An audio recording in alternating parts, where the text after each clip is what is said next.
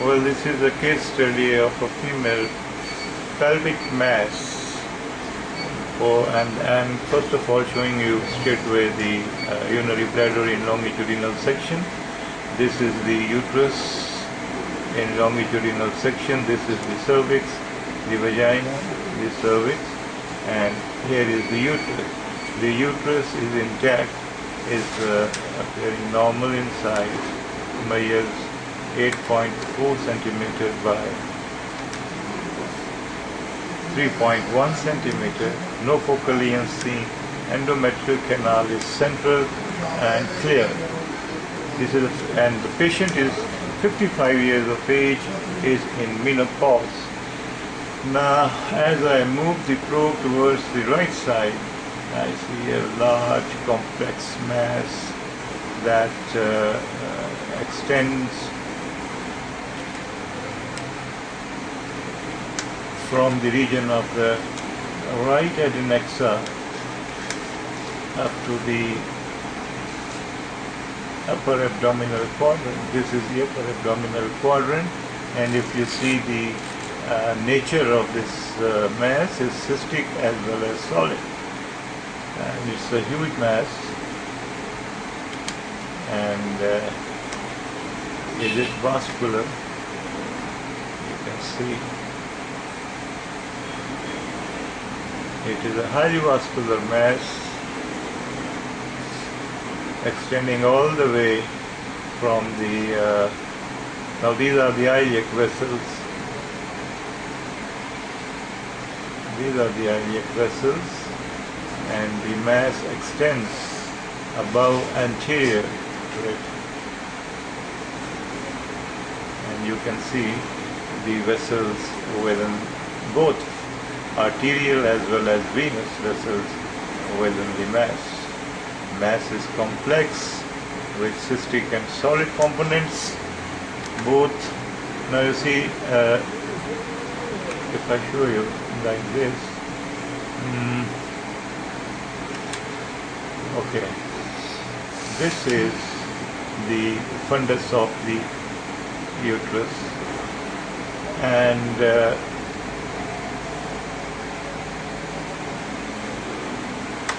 this is the mass which is separate from the uterus, extending all the way from the right adnexa up to the upper abdominal quadrant. And now this is all mass, the encircled area, okay, with internal cystic components, and there is fluid as well seen, and calcification. Here are the calcifications. This is, now it contains calcifications. These are calcifications within this solid mass with sharp posterior shadow. This mass extends the midline, as I am now at the above the umbilical region. Here it's crossing the midline, and then it extends to the left side, left flank, with these are the iliac vessels, iliac artery, iliac vein. This is the mass, and see the fluid in the paracolic gutter as well. So this is a huge mass extending from the pelvic cavity. This is the uterus in transverse section, this one.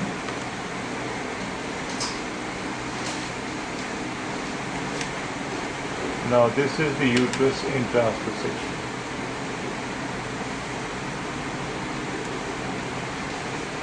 And here, this is the fluid you are seeing in the pelvic cavity. This is the urinary bladder. Here comes the uterus, the fluid in the pelvic cavity, and as I move the probe anteriorly and move the probe upwards. I see it extending just below the epigastric region. See the degree of vascularity of the mass.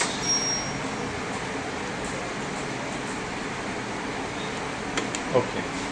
Another thing is that there is fluid in the hepatorenal angle. This is the liver, this is the kidney, this area, and this line is black line that you are seeing is the fluid in hepatorenal angle.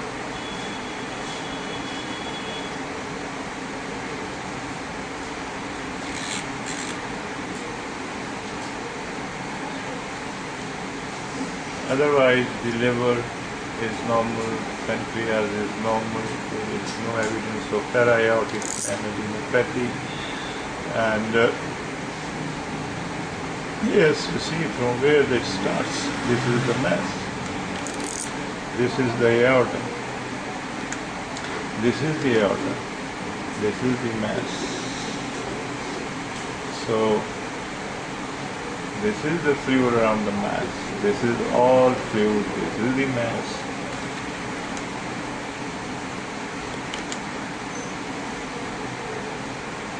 See the vascularity.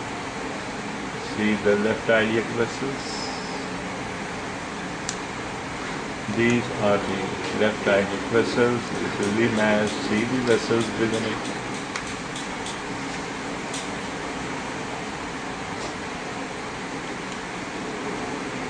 And you will see fluid in the paracolic gutter. This is fluid in the left paracolic gutter with iliac vessels. This is the psoas muscle, this one. This is the psoas muscle. This is the fluid in the paracolic gutter left side, and this is the whole mass. So this is our case study, a huge, large, solid, complex, cystic and solid mass with internal calcification occupying almost all of the abdomen, and with fluid in the paracolic gutter as well as in the Morrison's pouch. Thank you very much.